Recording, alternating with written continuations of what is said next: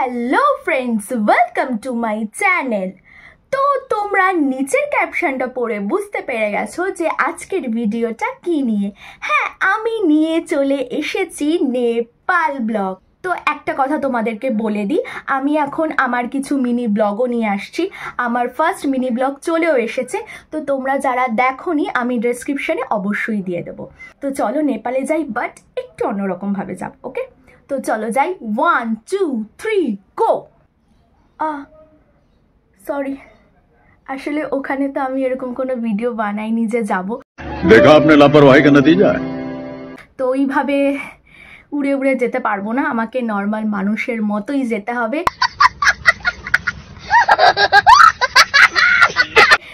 তো চলো বেশি কথা না বলে তোমাদেরকে আমি নেপালে নিয়ে যাই। আমরা বেরিয়ে পড়েছি নেপালের উদ্দেশ্যে, আর কিছুক্ষণের মধ্যেই আমরা পৌঁছে যাব নেপাল বর্ডারে। আমরা নেপাল বর্ডারের সামনে এসে গেছি, এরপর আমরা বর্ডার ক্রস করে চলে যাব নেপালে। তো চলো নেপাল যাওয়া যাক। আর এটা হচ্ছে ইন্ডিয়া আর নেপালের বর্ডার। তো আমরা বর্ডার ক্রস করে গেছি, আর এটা দেখে নাও, এটা হলো নেপাল বর্ডার। তো তারপর আমরা চলে যাব লুম্বিনীতে। এখান থেকে গৌতম বুদ্ধের জন্মস্থানটা একদম কাছে, তাই আমরা প্রথমে ওখানেই চলে যাব। তো ফাইনালি আমরা পৌঁছে গেছি লুম্বিনীতে। লাগেজ নিয়েই আমাদের মন্দিরটা দেখতে হয়েছিল, কারণ এখানে আমরা স্টে করব না, একেবারে কাঠমান্ডু পৌঁছে ওখানে স্টে করব।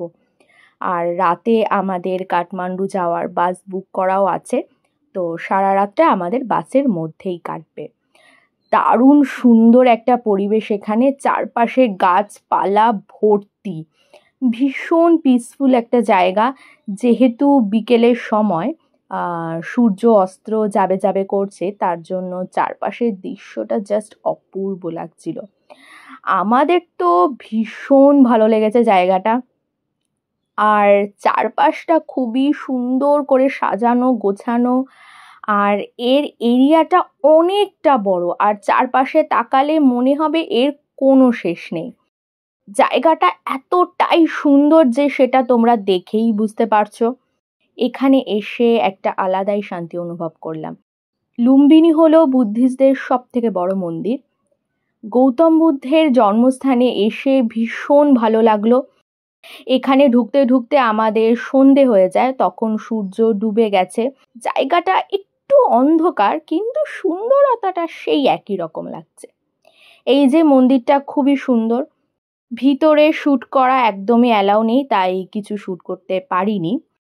তারপর বাইরে বেরিয়ে এসে দেখি যে এখানে বুদ্ধিস্টদের কিছু একটা রিচুয়ালস হচ্ছিল। এই ফার্স্ট টাইম এরকম কিছু এক্সপিরিয়েন্স করলাম, তো ভীষণ ভালো লাগলো, বেশ অন্যরকম একটা ব্যাপার।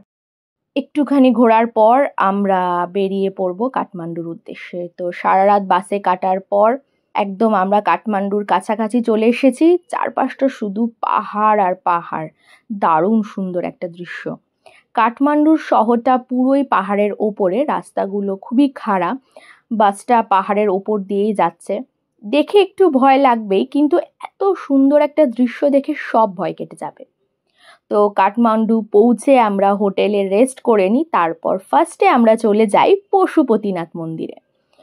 খুবই সুন্দর মন্দিরটা, চারপাশের ভিউগুলো এতটাই বিউটিফুল যে দেখে মন ভরে যাবে। আর তারপর ধীরে ধীরে আমরা মেইন মন্দিরটার দিকে এগোবো। পশুপতিনাথ মন্দিরটা এখানে সব থেকে হিন্দুদের বড় মন্দির বলা হয়। আর বলা হয় যে এখানে মহাদেবের শরীরের অর্ধেক ভাগ মানে মস্তকটা রয়েছে, আর অর্ধেক ভাগটা দেহটা কেদারনাথ মন্দিরে রয়েছে। এখানে একটা ঘাটও রয়েছে যেখানে দাহ কাজও করা হয়। মন্দিরের ভেতরে ফোন অ্যালাউ নেই, তাই কোনো কিছুই দেখানো যাবে না। মন্দিরের ভেতরটা খুবই সুন্দর ছিল। ভেতরে মহাদেবের সেই মূর্তিটা দেখলাম, পুজো দিলাম। অনেক লাইন ছিল, অনেক লাইন দিয়ে পুজো দিতে হয়েছিল। মহাদেবের এই মন্দিরটা খুবই ভালো লাগলো। তো তারপরে আমরা পশুপতিনাথ মন্দিরটা দেখার পরেই চলে যাই গুহেশ্বরী শক্তিপীঠ মন্দিরে। নেপালে ঘুরতে আমাদের খুব মজা লেগেছে, কারণ এখানে তেমন গরমই ছিল না, ওয়েদারটা ছিল বেশ আরামদায়ক। তো তারপর আমরা মন্দিরটার ভেতরে চলে যাই। এখানে তেমন শ্যুট করা নিয়ে অত কড়াকড়ি ছিল না, তাই মন্দিরটার ভেতরের দৃশ্যটা তোমাদেরকে দেখাতে পারবো। শুধুমাত্র মায়ের মূর্তিটারই কোনো ফটো ভিডিও করা অ্যালাউ নেই। আর এই মন্দিরটা হলো 51 সতীপীঠের মধ্যে একটি। এখানে দেবী সতীর 2 হাঁটুর অংশ পড়েছিল, সেই জন্য এটি একটি শক্তিপীঠে পরিণত হয়েছে। মন্দিরটা খুবই সুন্দর, আর এটা হলো মন্দিরের ভেতরে, এখানেই দেবী সতীর সেই অংশটি রয়েছে। এই মন্দিরটাও অনেকটা পশুপতিনাথ মন্দিরের মতোই, ভেতরটা অনেকটা এরকমই ছিল। আর নেপালের মন্দিরগুলোর না স্ট্রাকচার বেশ অন্যরকম। পুরো মন্দিরটার ডিজাইন এত সুন্দর, জাস্ট অপূর্ব, সেটা তোমরা দেখলেই বুঝতে পারছো। আর এই মন্দিরে শক্তি সাধনাও করা হয়। এখানে দেবীর একটা পাওয়ারফুল শক্তি রয়েছে বলেও মানা হয়। মন্দিরটার পাশে একটু জায়গাতে এখানে একটা পুজোও হচ্ছিল। তো এই প্রথম এরকম কোনো পুজো দেখলাম, বেশ অন্যরকম লাগলো আর খুবই ভালো লাগলো। তো একটুখানি পুজো দেখার পর আমরা চলে যাব আমাদের নেক্সট ডেস্টিনেশনে। তো তারপর আমরা পৌঁছে যাই বুদ্ধ নীলকণ্ঠ টেম্পলে। এই মন্দিরটা হলো নারায়ণের মন্দির। এখানে নারায়ণের নিদ্রা অবস্থার মূর্তিটি রয়েছে। বহু যুগ আগে একজন কৃষক জমিতে চাষ করতে গিয়ে এই মূর্তিটি উদ্ধার করেন। অনেকটা বড় মূর্তিটা, কিন্তু ফটো ভিডিও তোলা একদমই অ্যালাউ নেই। এই জায়গাটাও আমাদের খুব ভালো লেগেছে। প্রত্যেকটা মন্দিরের না একটা আলাদা কাহিনী রয়েছে, সেই কাহিনীগুলো বেশ ইন্টারেস্টিং। আমার তো ভীষণ ভালো লাগলো। একটু মন্দিরটা ঘোরার পর আমরা চলে যাব নেক্সট মন্দিরে। এই মন্দিরটা হলো খুবই স্পেশাল একটা মন্দির, তার কারণ এখানে তোমরা পুরো মায়াপুরের একটা ঝলক দেখতে পাবে। এই মন্দিরটির নাম হলো হরে কৃষ্ণ ধাম। এখানকার সবাই মায়াপুরের মতোই গলায় তুলসীর মালা নিয়ে সব বৈষ্ণবরা এখানেই থাকেন। এখানে কৃষ্ণের কাল্যনাগ বধের সেই দৃশ্যটাও দেখানো রয়েছে। অপূর্ব সুন্দর একটা জায়গা, চারপাশটা দেখলে একেবারে মন ভরে যাবে। এখানকার জায়গাগুলো এতটাই সুন্দর যে প্রশংসা করতে করতে আমি ভাষা হারিয়ে ফেলছি। আর এখানকার বাতাসে শুধু কৃষ্ণ নামে মম করছে। আর এই যে আমরা মন্দিরের ভেতরে ঢুকবো, খুবই সুন্দর দেখো জায়গাটা। আর দেখো, আর এই যে হলো মন্দিরটা। এখানে রাধাকৃষ্ণ, জগন্নাথ দেব, চৈতন্য মহাপ্রভু রয়েছেন। ভিতরে খুব সুন্দর কীর্তন হচ্ছিল। তো ওখান থেকে আর বেরোতেই ইচ্ছে করছিল না। ভেতরের কিছুই দেখানো যাবে না, কারণ ওখানেও ভিডিও করা একদমই অ্যালাউ নেই। খুবই পিসফুল একটা জায়গা, আর এত সুন্দর একটা জায়গা, এখান থেকে আর কোথাও যেতে ইচ্ছে করছিল না। চারপাশটা শুধু রাধে রাধে আর রাধে রাধে বলছে। এখানে কৃষ্ণের কিছু মেইন মুহূর্তগুলো তুলে ধরেছে, খুব সুন্দর ছিল। এটা হলো কৃষ্ণের গোবর্ধন পর্বত তোলার সেই দৃশ্যটি। আর এই যে এখানে তুলসী মাতাও রয়েছেন। আর এখানে দেখো ছোট বড় পাথরের টুকরো সাজিয়ে পাহাড়ের মতো একটা আকৃতি করে এখানে রাধা কৃষ্ণের একটা ছোট্ট মন্দির স্থাপন করেছে। চারিদিকে পাহাড়, আর পাহাড়ের ওপর গাছপালা, বাড়ি, সে আলাদাই অপূর্ব দৃশ্য এখানকার। তো এখানে একটু ঘোরার পর আমাদের একটু খিদে পেয়ে গেছিল, তো তারপর আমরা কিছু খাবার দাবার অর্ডার করে নিই।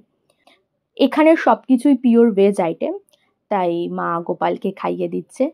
দেখো, গোপাল লস্যি খেয়েছে, মোমো খেয়েছে, চকলেট কেকও খেয়েছে, কত কিছু খেয়েছে। এখানে আমরা সবাই তিলকও পরেছিলাম, তাই ভাবলাম যে একটু ফটো তুলবো, কিন্তু আমার বোন বদমাইশি করে সেটাকে ভিডিও বানিয়ে দিয়েছে। তো তারপর খাওয়া দাওয়া কমপ্লিট করে আমরা পৌঁছে যাব আমাদের নেক্সট এবং লাস্ট ডেস্টিনেশনে। তো আমরা চলে এসেছি শম্ভুনাথ টেম্পলে। এই টেম্পলটা সব থেকে উঁচু পাহাড়ের ওপর রয়েছে। ভেতরে ঢুকে জাস্ট অবাক হয়ে গেলাম। অপূর্ব সুন্দর একটা মন্দির, কি সুন্দর ঝর্ণার জল পড়ছে, দেখতে তো দারুণ লাগছে। আর চারপাশটা এতটা সুন্দর যে মন ভরে যাবে। আমরা নেপালের যে কটা জায়গাতে গেলাম, প্রত্যেকটা জায়গায় খুবই সুন্দর ছিল। আর এই যে ছোট্ট একটা বুদ্ধের মূর্তিও রয়েছে, নিচে জল আছে, এখানে সবাই নিজের মনের ইচ্ছা বলে কয়েন ফেলে। তো তো আমরাও ভাবলাম যে কয়েন ফেলবো। তো তার জন্য মামা আমাদেরকে সব কয়েনগুলো দিচ্ছিল। এটা মেন মন্দিরটা এখনো নয়, মেন মন্দিরটা এখনো অনেকটাই উপরে, তার জন্য আমাদের অনেকটা উপরে উঠতে হবে। আর এখানে যে চোখ দেখতে পাচ্ছ, এটা অ্যাকচুয়ালি বলা হয় যে বুদ্ধের চোখ, যে বুদ্ধ তার ভক্তদেরকে দেখছেন। তো এখানে প্রত্যেকটা মন্দিরেই এরকম চোখ রয়েছে। তো চলো উপরে উঠে তোমাদের শম্ভুনাথ টেম্পলটা দেখাবো। দেখলেই বুঝতে পারবে যে মন্দিরটা কতটা সুন্দর, বাট তার জন্য এখনো অনেকগুলো সিঁড়ি উঠতে হবে।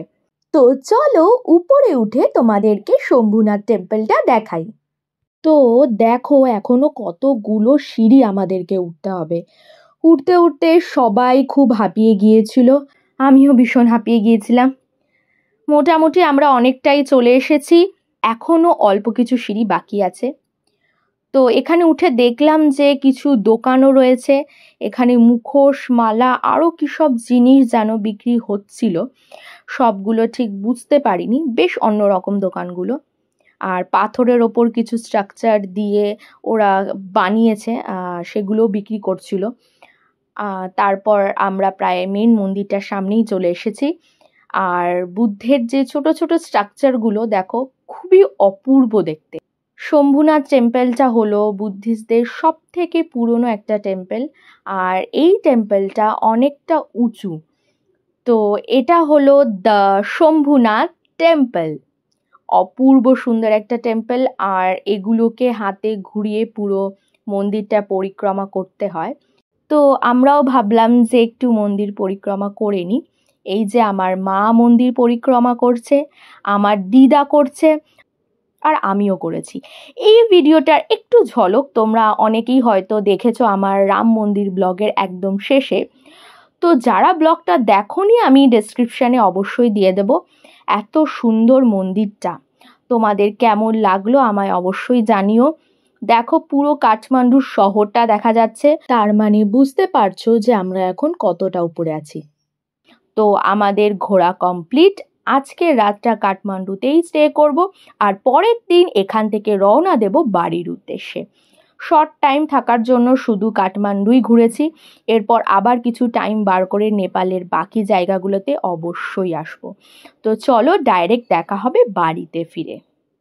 তো তোমাদের নেপাল ব্লগটা কেমন লাগলো আমাকে অবশ্যই কমেন্ট করে জানিও।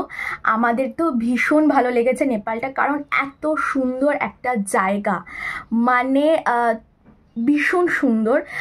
ওর ভিউগুলো জাস্ট অসাম বলতে পারো, এতটাই সুন্দর একটা জায়গা।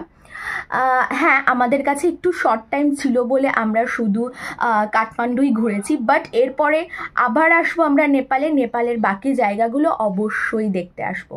এরকমই আরও ইন্টারেস্টিং ভিডিও দেখার জন্য আমার চ্যানেলটাকে সাবস্ক্রাইব করো। তো চলো দেখা হবে আবার নেক্সট ভিডিওতে। আজকে আমি আসি, টাটা। এখন সত্যিই আমি যাচ্ছি, বাই।